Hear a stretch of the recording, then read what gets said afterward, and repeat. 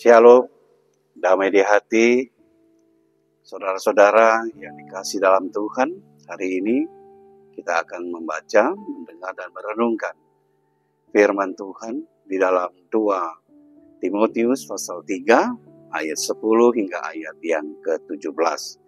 Namun sebelumnya, mari kita satu dalam doa, kita berdoa. Saat ini di rumah-Mu yang kudus, kami datang bersyukur dan berterima kasih di mana Tuhan mengawali dan mengkawali kami di tengah-tengah perjalanan kehidupan yang Tuhan berkati di sepanjang hari ini. Namun Tuhan, kami datang kepadamu memohon ampun salah dan dosa-dosa kami, sambil kami percaya di dalam Injil firman Tuhan ada janji keselamatan yang Engkau lakukan dari awal saat ini bahkan untuk selama-lamanya.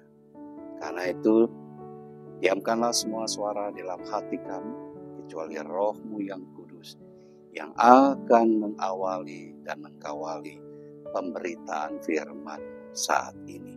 Di dalam nama Tuhan Yesus Kristus, amin. Saudara-saudara, sebagaimana yang disampaikan tadi bahwa pemberitaan firman Tuhan terambil dalam 2 Timotius pasal 3 ayat 10 hingga ayat yang ke-17. Demikian bunyinya. Oleh Lembaga Alkitab Indonesia diberi judul Iman Bertumbuh dalam Penganiayaan dan dalam Pembacaan Kitab Suci. Ayat yang ke-10, demikian bunyinya. Tetapi engkau telah mengikuti ajaranku, cara hidupku, pendirianku, imanku, kesabaranku, kasihku, dan ketekunanku. Engkau telah ikut menderita penganiayaan dan sengsara seperti yang telah kuderita di Antiokhia dan di Ikonium dan di Listra. Semua penganiayaan itu kuderita dan Tuhan telah melepaskan aku daripadanya. Memang setiap orang yang mau hidup beribadah di dalam Kristus Yesus akan menderita aniaya. Sedangkan orang jahat dan penipu akan bertambah jahat. Mereka menyesatkan dan disesatkan. Tetapi hendaklah engkau tetap berpegang pada kebenaran yang telah engkau terima dan engkau yakini, dengan selalu mengingat orang yang telah mengajarkannya kepadamu. Ingatlah juga bahwa dari kecil engkau sudah mengenal kitab suci yang dapat memberi hikmat kepadamu dan menuntun engkau kepada keselamatan oleh iman kepada Kristus Yesus. Segala tulisan yang diilhamkan Allah memang bermanfaat untuk mengajar, untuk menyatakan kesalahan, untuk memperbaiki kelakuan, dan untuk mendidik orang dalam kebenaran. Dengan demikian, tiap-tiap manusia kepunyaan Allah diperlengkapi untuk setiap perbuatan yang baik. Demikian firman Tuhan, terpujilah Kristus. Amin. Saudara-saudara yang dikasihi dalam Tuhan, tema saat ini yaitu kitab suci menuntun engkau kepada keselamatan oleh iman kepada Yesus Kristus. Saudara-saudara, segala tulisan yang diilhamkan Allah memang bermanfaat untuk mengajar, untuk menyatakan kesalahan, untuk memperbaiki kelakuan, dan untuk mendidik orang dalam kebenaran. Dalam 2 Timotius pasal 3 ayat yang ke-16. Tuhan Allah menciptakan manusia ada dan hidup di dalam dunia ciptaannya, bukan sekedar meramaikan dunia ini. Dan juga bukan hanya memenuhi bumi. Tetapi Allah menginginkan dengan maksud agar manusia dapat mengolah, mengatur, menata hidup dan kehidupan manusia dan lingkungan di mana manusia itu hidup dan berada. Jadi perintah Tuhan Allah dalam Kejadian pasal 1 ayat 28 tidak bermaksud agar manusia dengan manusia saling berkompetisi atau saling menjatuhkan atau saling menunjukkan siapa yang kuat, siapa yang hebat, siapa yang kaya, dan lain-lain. Allah menginginkan manusia hidup saling tenggang rasa, sehati sepikir, saling menghormati satu dengan yang lain. Allah merancangkan semua ini bukan untuk suatu kehancuran atau kebinasaan atau kecelakaan. Karena kalau memang Allah bermaksud demikian, untuk apa semua Allah ciptakan? Dan apa gunanya perintah itu di dalam Kejadian pasal 1 ayat 28 tadi. Saya berpikir dan saudara pun demikian, bahwa Allah merancangkan damai sejahtera, yaitu segala sesuatu yang positif dan yang baik sehingga mendatangkan kebaikan bagi manusia dan dunia yang adalah ciptaan Tuhan yang sungguh agung dan mulia. Karena itu, pada ayat terakhir dalam bacaan kita, ayat yang ke-17, Paulus katakan, dengan demikian tiap-tiap manusia kepunyaan Allah diperlengkapi untuk setiap perbuatan baik. Jadi di garis bawahi di sini, diperlengkapi.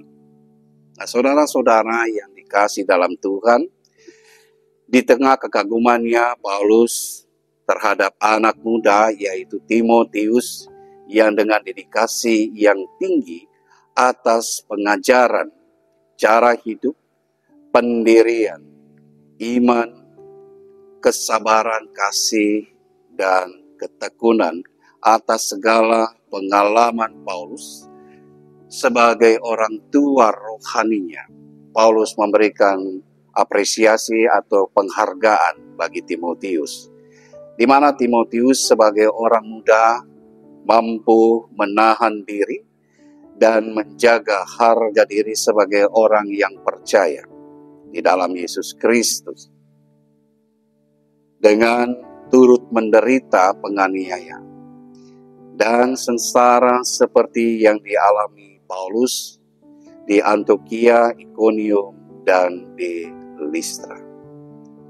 Semua itu terjadi bukan direncanakan atau kebetulan, tetapi itu merupakan bagian dari proses iman dalam kehidupan setiap orang yang percaya kepada Yesus Kristus, di mana Dia, Yesus yang adalah Tuhan, telah melakukan semuanya yang baik sebagai manusia untuk manusia dan dunia dalam kematian, kebangkitan, naik ke surga, dan hingga ketuangan Roh Kudus.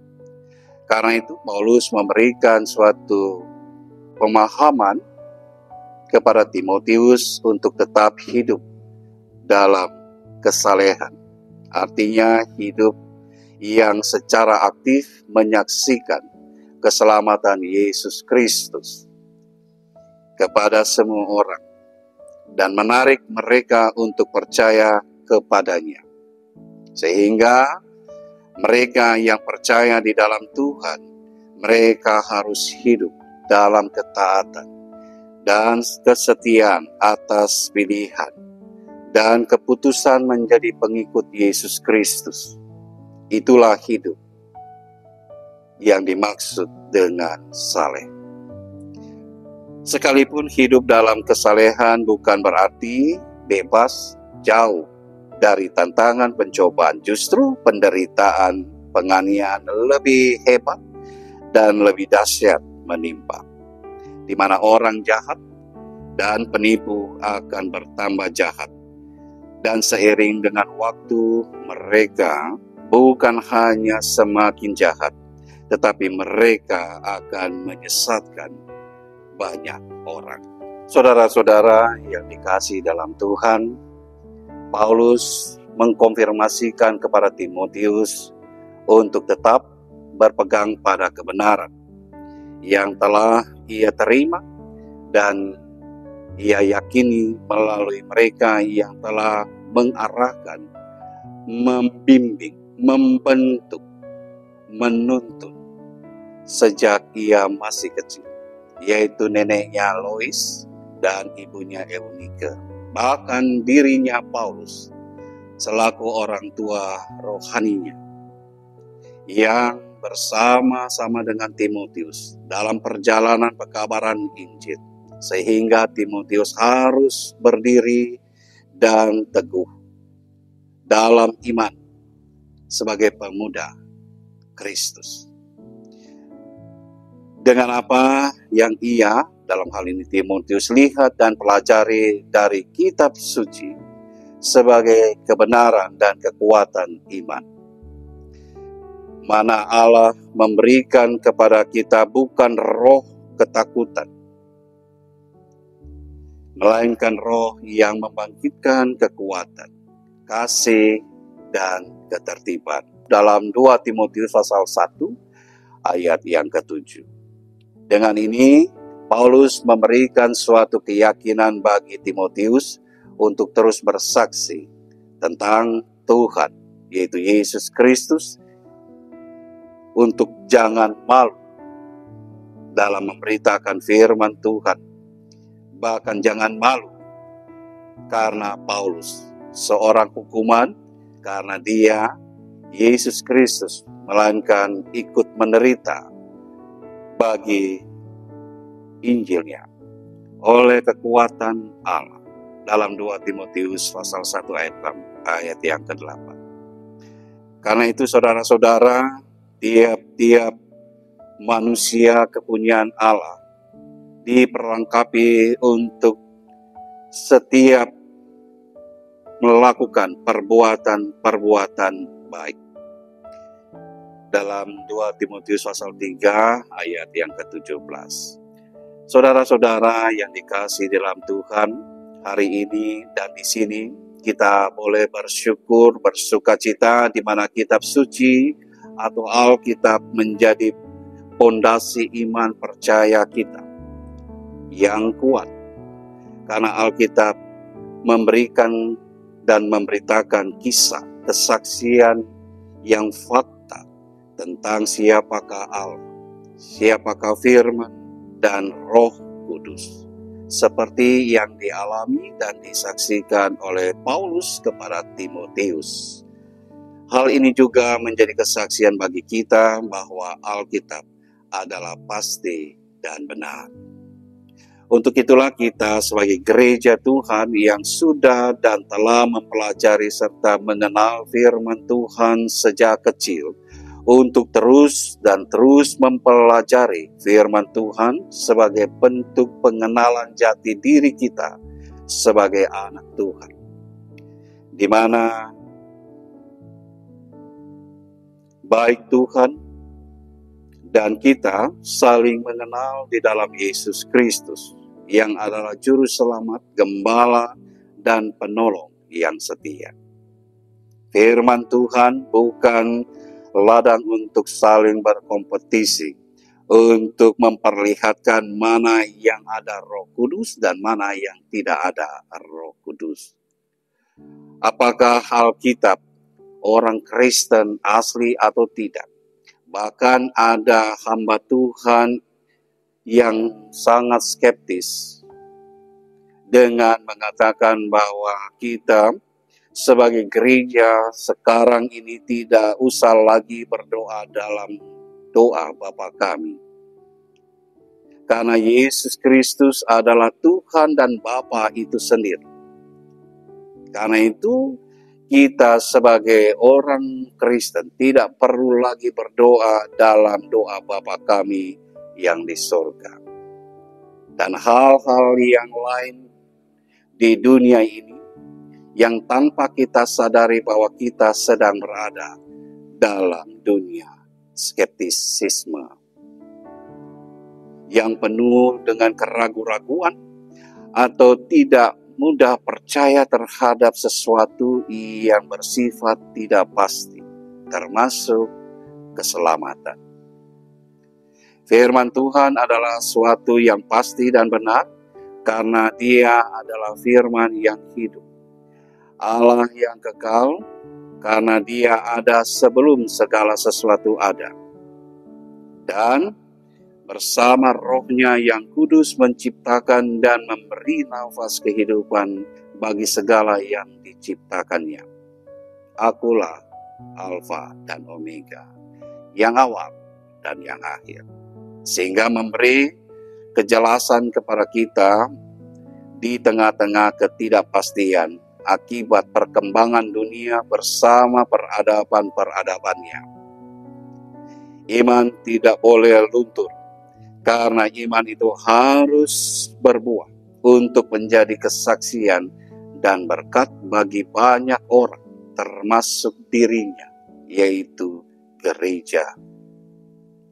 Oleh sebab itu, Paulus bukan hanya mengingatkan Timotius, tetapi ia juga menyadarkan gereja Tuhan sekarang ini, di mana Paulus mengajak kita untuk mengikuti ajarannya, cara hidupnya, pendiriannya, keimanannya, kesabarannya, kasihnya, dan ketekunannya. Yang kesemuanya ada di dalam Kristus Yesus yang adalah firman Allah yang hidup. Jadilah gereja Tuhan yang membawa kehidupan selalu baru dan terus baru karena yang lama sudah berlalu. Tuhan Yesus memberkati kita semua, gerejanya, sekarang sampai selama-lamanya. Amin. Mari kita satu dalam doa, kita berdoa. Terima kasih ya Bapa, firman telah diberitakan untuk kami renungkan dan kami refleksikannya di tengah-tengah perjalanan hidup sebagai gereja yang kudus, am dan rasuli, agar firman Tuhan menjadi suluh dan pelita dalam perjalanan gerejamu di segala abad dan tempat, bahkan di tengah-tengah tugas dan panggilan di dalam dunia ini. Karena itu Bapa, tolonglah kami untuk terus memberikan kekuatan dan kemampuan, akal hikmat dalam memberitakan firman Tuhan, agar firman Tuhan itu boleh berbuah bagi banyak orang, bahkan di tengah-tengah tugas panggilan gereja untuk bersekutu, bersaksi, dan melayani. Karena itu Bapa, berkatilah kami dengan segala kekuatan-Mu ya Tuhan, dan Engkau berikan pengertian-pengertian bagi kami, agar kami tidak goyah dengan segala apa yang ada di dalam dunia, apa yang menjadi pikiran-pikiran dunia, dengan keraguan-raguan apa yang telah Engkau kerjakan sejak awal, sekarang bahkan sampai selama-lamanya. Sehingga firman Tuhan menjadi firman yang hidup dan terus hidup di tengah-tengah kehidupan dunia ini, lewat kami sebagai peran gereja yang menyaksikan bahwa Allah yang disembah adalah Allah yang hidup, Allah yang benar. Di dalam firman itulah Yesus Kristus, dan di dalam Roh-Mu yang kudus.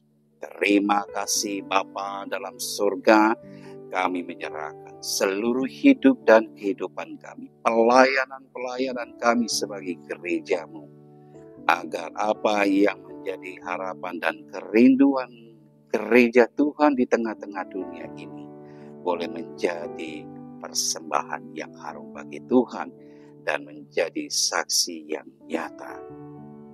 Terima kasih Bapa.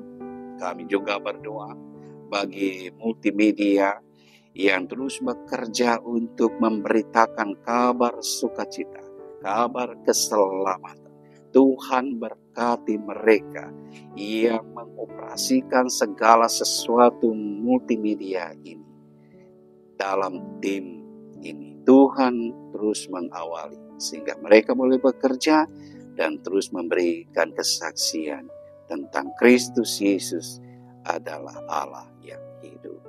Terima kasih Bapa, kami menyerahkan kehidupan kami bahkan gereja Tuhan di dalam penyerahan dan penyertaan daripada-Mu ya Tuhan.